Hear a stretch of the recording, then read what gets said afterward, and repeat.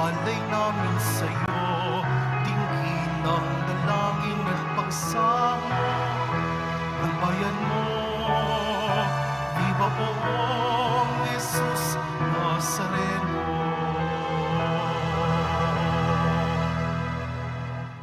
Sa ngalan ng Ama at ng Anak at ng Espiritu Santo. Amen. Ang pagpapala at kapayapaan mula sa Diyos na Ama natin at sa Panginoong Hesukristo naway sumainyo. At sumaiyo rin.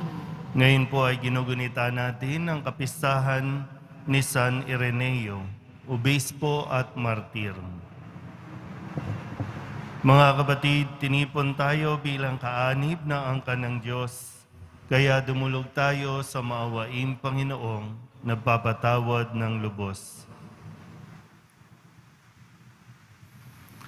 Sinugong tagapagpagaling sa mga nagsisisi, Panginoon, kaawaan mo kami. Panginoon, kaawaan mo kami. Dumating na tagapag-anyayang mga makasalanan ay magsisi, Kristo, kaawaan mo kami. Kristo, kaawaan mo kami. Nakaluklok ka sa kanan ng Diyos Ama para ipamagitan kami. Panginoon, kaawaan mo kami. Panginoon, kaawaan mo kami. Kaawaan tayo na makapangyarihang Diyos. Patawarin tayo sa ating mga kasalanan at patnubayan tayo sa buhay na walang hanggan. Amen. Manalangin tayo. Ama naming makapangyarihan, iniatas mo sa obispong si San Ireneo ang pagpapatatag sa katotohanan ng iyong itinuturo at sa masayang pagkakasundo ng iyong simbahan. Ipagkaloob mo bilang tugon sa kanyang pagdalangin na kaming dinudulutan mo ng pagbabago, bunga ng pananalig at pag-ibig, ay maging laging masigasig sa pagpapaunlad ng pagkakaisa at pagkakasundo sa pamamagitan ni Jesucristo kasama ng Espiritu Santo magpasawalang hanggan. Amen. Magsiupo muna ang lahat.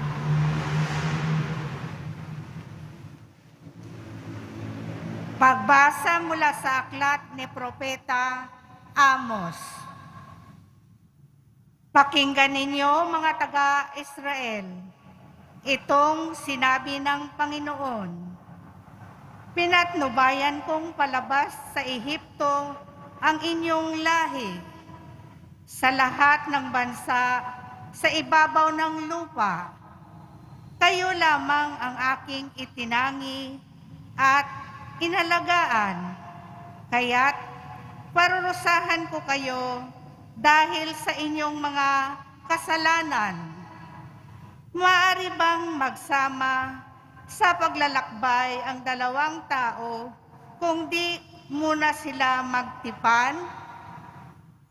Uungal ba ang leon sa kagubatan malibang makatagpo siya ng biktima? Aatungal ba ang batang leon sa loob ng yungib kung wala siyang nahuling anuman? Mabibitag ba ang isang ibon kung walang pain? Iigkas ba ang bitag kung walang huli? Maaari bang di sakmalin ng takot ang mga mamamayan kapag hinipan ng bantay lunsod ang trompeta? Mangyayari ba sa isang lunsod ang isang kahindik-hindik na bagay malibang ito'y itulot ng Panginoon? Tunay na ang Panginoon ay di gumagawa ng anumang bagay na di ipinababatid ang kanyang balak sa kanyang mga lingkod, ang mga propeta. Pag ungal ng leon, maaari bang hindi ka matakot? Kapag nagsalita ang Panginoon, mapipigilan mo bang ipahayag ang kanyang sinabi? Pinuksa ko ang ilan sa inyong lungsod, tulad ng aking ginawa sa Sodoma at Gomora. Kayo'y parang nagdiringas na kahoy na inagaw sa apoy. Ngunit ayaw pa rin kayong manumbalik sa akin. Sumbat pa ng Panginoon. Kaya mga taga-Israel, humanda kayo sa di mapipigil na paghuhukom ng inyong Diyos.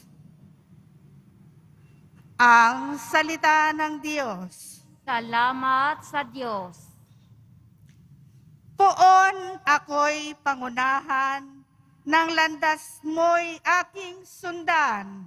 Poon ako'y pangunahan, ng landas mo'y aking sundan.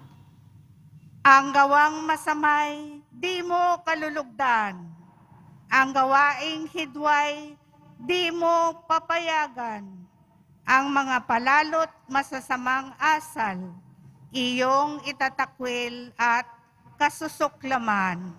Poon ako'y pangunahan, ng landas mo'y aking sundan. Parurusahan mo yaong sinungaling, pati mararahas at ang mga taksil. Poon ako'y pangunahan, ng landas mo'y aking sundan. Dahilan sa iyong tanging pagmamahal, ako ay dudulog sa iyong tahanan. Sasambahin kita sa templo mong banal, bilang isang tanda ng aking paggalang. Poon ako'y pangunahan, ng landas mo'y aking sundan. Magsitayo po muna ang lahat.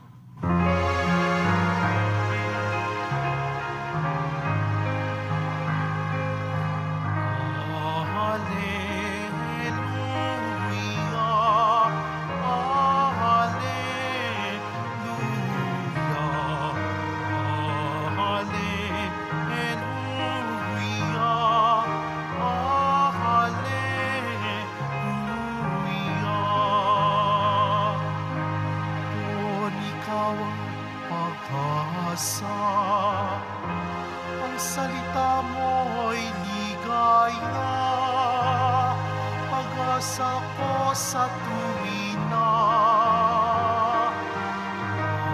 Hallelujah,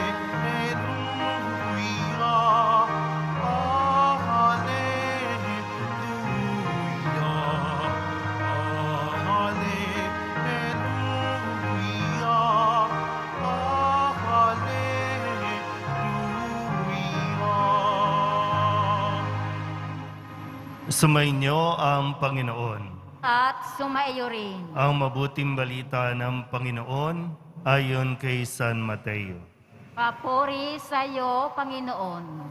Noong panahong iyon, sumakay si Jesus sa bangka, kasama ang kanyang mga alagad. Bumugso sa lawa ang isang malakas na unos at halos matabunan ng mga alon ng bangka. Ngunit natutulog noon si Jesus. Kaya't nilapitan siya ng mga alagad at ginising. Panginoon, tulungan ninyo kami, sabi nila. Lulubog tayo. At sinabi niya sa kanila, ano't kayo'y natatakot? Napakaliit naman ang pananalig ninyo. Bumangon siya, sinaway ang hangin at ang dagat, at tumahimik ang mga ito. Namangha silang lahat at ang sabi, anong tao ito? Kahit ang hangin at ang dagat ay tumatalima sa kanya. Ang mabuting balita ng Panginoon. Pinupuri ka namin, Panginoong Heso Kristo. Magsiupo muna ang lahat. Isang magandang araw po sa inyong lahat. Ngayon po ay pinapaalala sa atin na ang buhay natin ay isang paglalakbay, isang paglalayag na kung may tuturing ay na bahagi na ng ating pang-araw-araw na buhay para bang normal na o normal sa buhay natin yung makaranas tayo ng kaunting mga pag-uga, halon, o hampas ng hangin. May mga bagay po sa paligid natin na hindi natin po pwedeng kontrahin, hindi natin po pwedeng kalabanin. Kailangan lang natin, kumbaga, go with the flow lang tayo. Sa tamang konteksto po no, ng ating pinagninilayan. Ang mga problema, nandiyan po yan para tayo mas patatagin. May mga problemang hindi natin inaasahan na mangyayari, mayroon din naman mga problemang tayo mismo ang pumapasok. Kaya tayo naguguluhan. Maganda dito sa ating ebanghelyo dahil yung mga naging pagkilos ng mga alagad ay isang kapupulutan ng aral sa natin dahil habang sila po ay naglalayag, nakasakay sa bangka, lumakas yung hangin, umampas ang alon. So normal naman po, no? Kung ikaw ay nasa dagat, ikaw ay nasa ilog, gagalaw at gagalaw ang bangka na kinasasakyan ninyo. Kaya nga, ano po ba yung ginagawa ni Jesus habang naririto? Kasi kung tutusin po, baka makaligtaan natin, kasama si Jesus sa bangka. At si Jesus, habang may alon, habang hinahampas ng mga hangin, natutulog lang si Jesus. Natutulog lang. Samantalang, ang mga alagad ay natataranta, natatakot. No? Kaya talagang napasigaw na, Panginoon, tulungan mo kami. Lulubog tayo. Siguro magandang wake up call din po ito para sa atin na yan nangyayari sa buhay mo, yan nangyayari sa buhay natin, kalma ka lang. Lilipas din yan. Marami na tayong pinagdaanan, pero tingnan mo naman, hanggang ngayon buhay pa tayo. Noon, akala ko mamamatay na ako sa gutom. Noon, akala ko hindi ako makakapag-aral. Itong nakalipas na COVID din ako, pero buhay pa. Pero mayroon bang maitutulong yung matataranta tayo?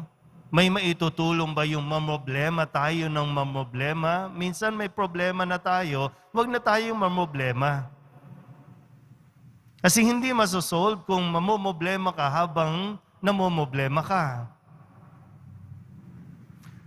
Isang linggo na po nakakalipas. Nung ako po ay maaksidente, makikita niyo po sa picture, diyan po sa screen, yung larawan ng aking aksidente. Total wreck, 10 sasakyan. Halos masandwich ako ng truck at ng isa pang sasakyan. Yuping-yupi ang sasakyan. Pero buhay pa ako. Pero alam nyo, habang na-experience ko yon, minsan kailangan lang po talaga, no? Gusto ko lang i-share, baka lang makatulong po, no? Kung may mga problema, katulad ng aksidente, na hindi naman natin ginusto, di naman natin plinano, pero kung may mga problema o aksidente, kailangan lang natin talaga presence of mind. Kailangan lang natin talaga kumalma. Kasi kung sasabayan natin ng pagkataranta, lalo tayong hindi makakakilos ng tama. Alam nyo, habang kasi umikot yung sasakyan ko, no? So, hindi ko basta sunod-sunod na bangga, bug. Ano nangyayari? Pero, sige, hanggat sa abot na aking makakaya, focus lang. Ano nangyayari sa loob? Ano nangyayari sa labas? Dasal. And then, nung medyo huminto na lahat ng paggalaw, para bang, asan yung papeles? Asan yung, ano yung gagawin ko? Hindi na ako makalabas. Sira na lahat ng lock. Saan ako dadaan? Sabi ng mga tao sa labas, no? Labas na po kayo, baka sumabog kasi yung isang sasakyan, tumatagas na yung gasolina. Sabi ko, patulong naman po. No? Walang lumalapit. Sabi, doon ka na lang sa likod. No? Dahil basag na nga yung mga bintana, yung mga salamin. So, hanap ng paraan. Kasi kung matataranta, baka hindi talaga ako nakalabas. Pero ngayon, no, paglabas ko ng sasakyan, tiningnan ko yung sasakyan, grabe pala yung nangyari sa sasakyan. Pero himala na lahat kami, yung mga 10 sasakyan, may matatanda, buhay naman lahat. Sirang-sira ang mga sasakyan, pero buhay lahat. So, magwawala pa ba tayo? Nung nag-usap-usap kami, magkakaso pa ba tayo? Aksidente ang nangyari. So, may maitutulong ba kung magwawala ang isa man sa amin? Hindi. So, siguro, gusto ko lang ibahagi. Bahagi po ng aking pagninilay na dito nga sinasabi ni Jesus yung kahalagahan ng pananalig. Kasi ang buhay po, sa isang iglap lang pwedeng mawala. Sa isang iglap lang. Bakit tayo? Ba't gugustuhin nating mamuhay sa takot? Bakit gustuhin nating mamuhay na habang namumuhay, dahil sa mga problema, lungkot lang yung ating nararamdaman. Kung may sakit ka, di may sakit. Kung mamamatay ka sa sakit, di mamatay sa sakit, ihanda ang sarili. Kasi naman may sakit ka na, namumblema ka pa, doble-doble tuloy. Sa isang iglap lang, pag ginusto ng Diyos, mawala ang buhay, kunin ang buhay, mawawala tayo. Pwedeng marami nang nawala sa atin nung panahon ng COVID, pero hindi pinahintulot. Diba? Walang magagawa po kung tayo po ay matataranta ng todo sa mga problemang minsan hindi naman dapat problemahin kasi lilipas at lilipas din. Maliban na lang kung hindi mo talaga sinusolusyonan o hindi mo inilalapit sa Diyos. Nawa po, sa mga panahon na tayo ay inuuga, inaalon, hinahampas, mas manatili nawa tayong nananalig sa poong Jesus Nazaren. Amen. Magsitayo po ang lahat.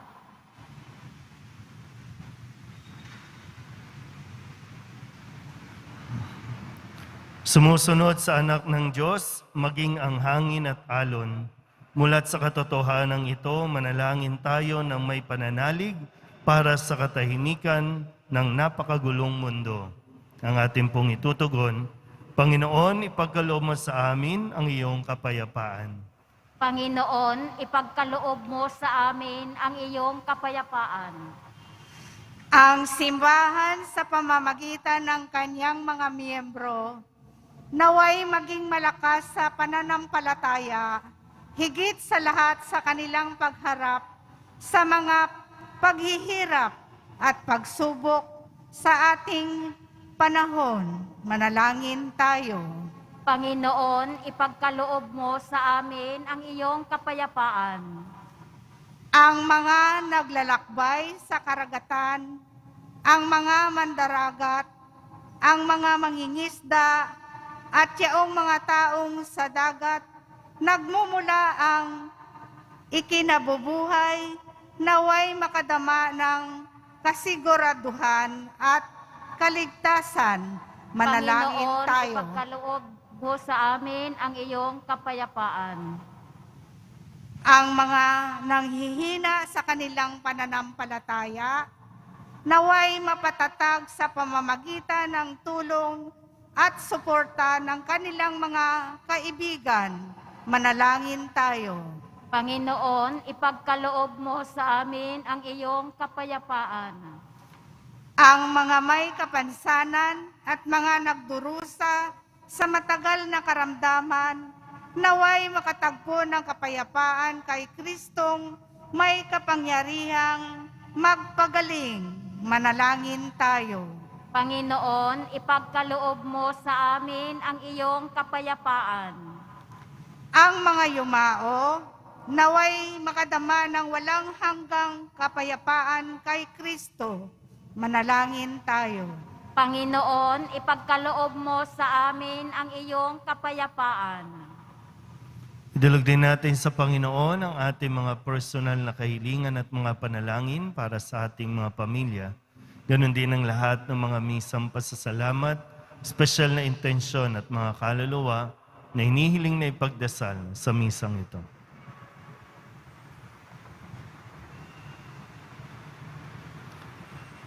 Ang lahat ng ito hinihiling namin sa ngalan ni Kristong aming Panginoon. Amen. Magsiupo muna ang lahat.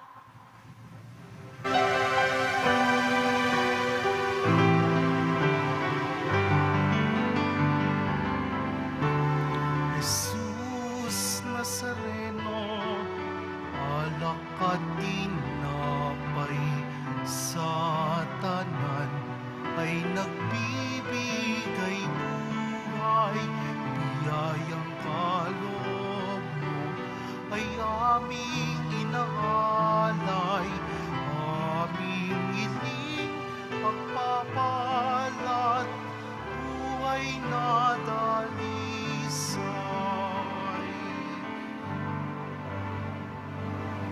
Magsitayo po ang lahat. Manalangin kayo mga kapatid upang paghahain natin ay kalugdan ng Diyos amang makapangyarihan. Tanggapin nawa ng Panginoon itong paghahain sa iyong mga kamay, sa kapurihan niya at karangalan, sa ating kapakinabangan at sa buong sambayanan niyang banal. Ama naming lumikha, pakabanalin mo at basbasan ang mga alay na nakahanda upang paalabin nito ang aming diwa sa ningas ng pag-ibig mo na nagdulot ng tagumpay sa pagpapakasak ni San Ireneo.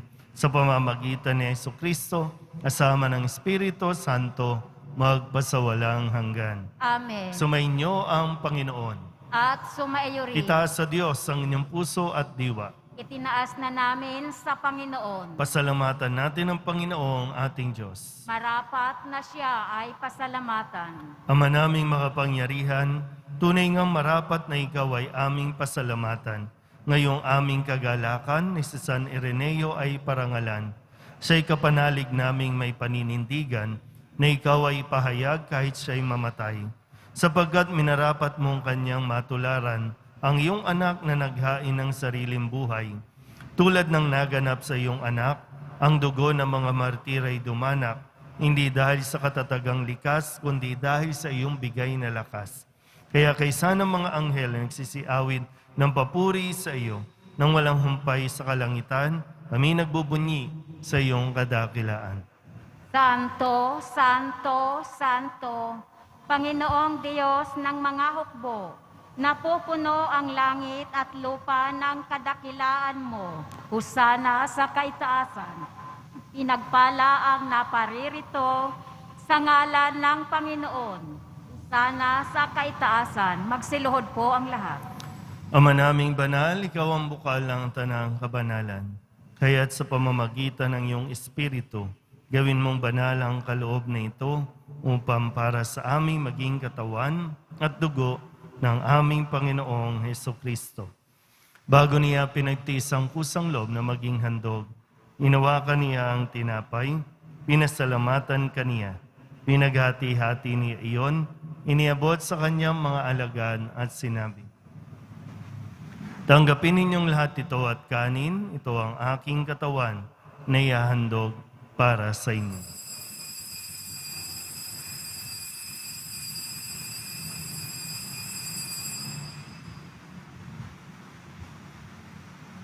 Gayun din naman ang matapos ang hapunan, hinawakan niya ang kalis, muli kaniyang pinasalamatan. Iniabot niya ang kalis sa kanyang mga alagan at sinabi, "Tanggapin ninyong lahat ito at inumin. Ito ang kalis ng aking dugo, ng bago at walang hanggang tipan. Ang aking dugo na ibubuhos para sa inyo at para sa lahat sa ikapagpapatawad ng mga kasalanan. Gawin ninyo ito sa pag-alaala sa akin.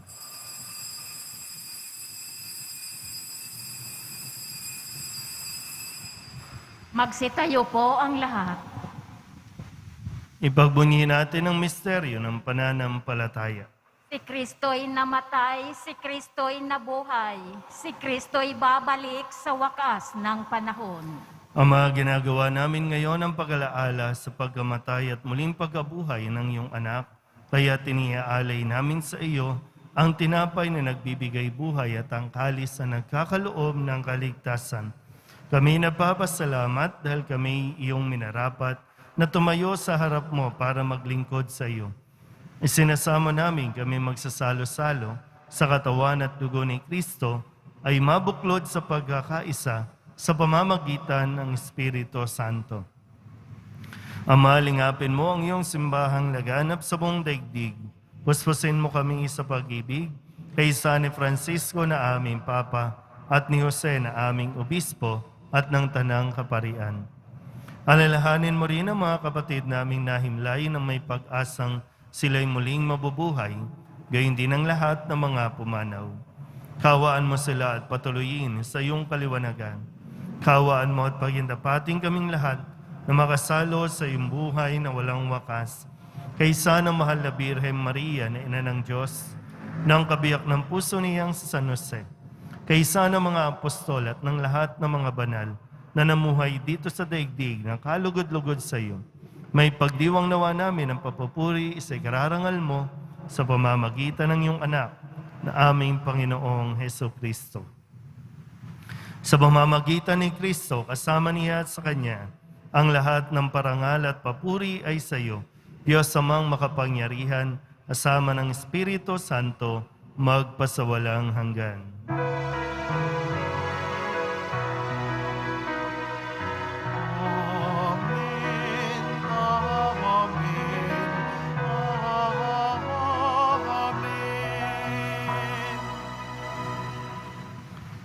Buong kababaang loob tayong tumawag sa ating Panginoon ng Ama namin. Ama namin, Sumasalangit ka, sambahin ang ngalan mo. Mapasa amin ang kaharian mo, sundin ang loob mo dito sa lupa para nang sa langit. Bigyan mo kami ngayon ng aming kakanin sa araw-araw at patawarin mo kami sa aming mga sala para ng pagpapatawad namin sa nagkakasala sa amin. At huwag mo kaming ipahintulot sa tukso at iadya mo kami sa lahat ng masama. hinihiling namin kami iadya sa lahat ng masama, pagkalooban ng kapayapaan araw-araw, iligtas sa kasalanan at ilayo sa lahat ng kapahamakan, samantalang aming pinananabikan ang dakilang araw ng pagpapahayag ng tagapagligtas naming si Heso Kristo.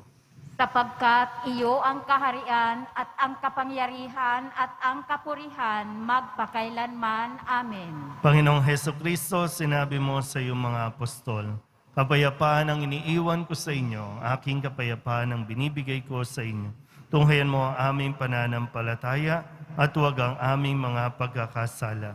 Pagkalooban mo kami na kapayapaan at pagkakaisa ayon sa iyong kalooban, kasama ng Espiritu Santo, magpasawalang hanggan. Amen. Ang kapayapaan ng Panginoon ay laging sumainyo.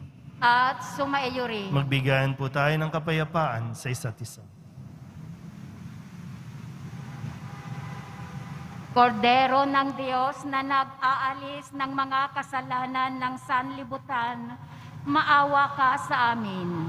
Kordero ng Diyos na nag-aalis ng mga kasalanan ng sanlibutan, maawa ka sa amin. Kordero ng Diyos na nag-aalis ng mga kasalanan ng sanlibutan, ipagkaloob mo sa amin ang kapayapaan. Magsiluhod po ang lahat. Ito ang kordero ng Diyos. Ito ang nag-aalis ng kasalanan ng sanlibutan. Mapalad ang mga inaanyayahan sa kanyang piging. Panginoon, hindi ako karapat-dapat na magpatuloy sa iyo, ngunit sa isang salita mo lamang ay gagaling na ako.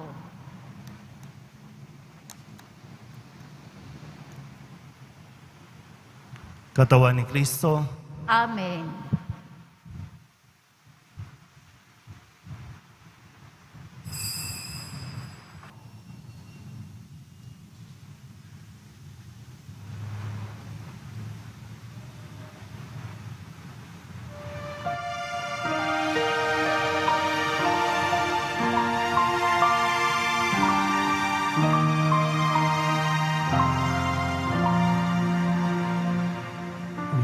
O Diyos na aking buhay, maawa po kayo. Ingatan aming bahay, pinsalay ilayo. Salamat sa pamilya at sa kaibigan, kaloob na biyaya na way walang hanggan. May sakit pagalingin, hirap ay mapawi. Amin pong panalangin, langit ay mabawi.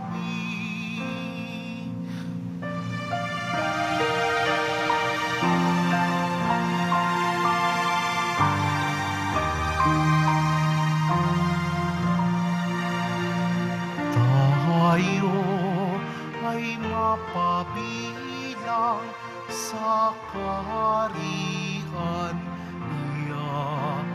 Araw ng bagong silang, lugar ng ligaya. Kapiling si Maria, pati si San Jose, angel na masasaya, apostol na Jose.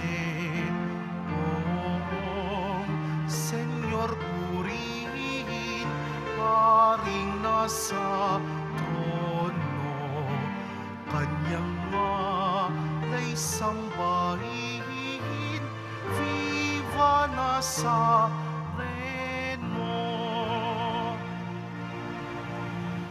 Magsitayo po ang lahat. Manalangin tayo. Ama naming mapagmahal, ang tinanggap naming banal na pakikinabang ay magdulot nawa sa amin ng katatagan na nagkaloob ng katapatan sa paglilingkod at tagumpay sa pagtitiis ng pagsubok sa iyong martir na si San Ireneo. Sa pamamagitan ni Kristo, asama ng Espiritu Santo, magpasawalang hanggan. Amen. Sumainyo ang Panginoon. At sumaiyo rin. Manalangin tayo para sa pagbabasbas. Mahal na pong Jesus Nazareno, inihayag mo sa pamamagitan ng krus ang walang maliw na pag-ibig ng Diyos sa sangkatauhan. Pakinggan mo ang kahilingan ng iyong angka na nagsusumamo sa iyo. Makamtanawa nila ang iyong katugunan at tanggapin ang kasagutan na may utang na loob na tinatanaw. Basbasan din po ninyo mga dala-dala nilang mga imahin at dasalan at lahat ng mga may karamdaman. Sa pamamagitan ng bendisyon na ito, naway maalala nila ang mga pangako nila noon sa binyag na ikaw ang kanilang ibigin at paglilingkuran bilang Panginoon magpasawalang hanggan. Amen. At pagpalain kayo ng makapangyarihang Diyos, Ama at Anak at Espiritu Santo. Amen. Umayo kayong taglay ang kapayapaan ng Poong Jesus Nazareno. Salamat sa Diyos. Magandang araw po.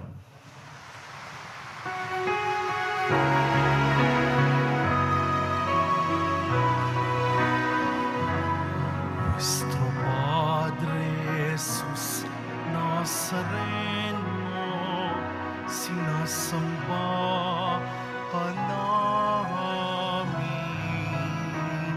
pinipinto ka namin, aral mo ang aming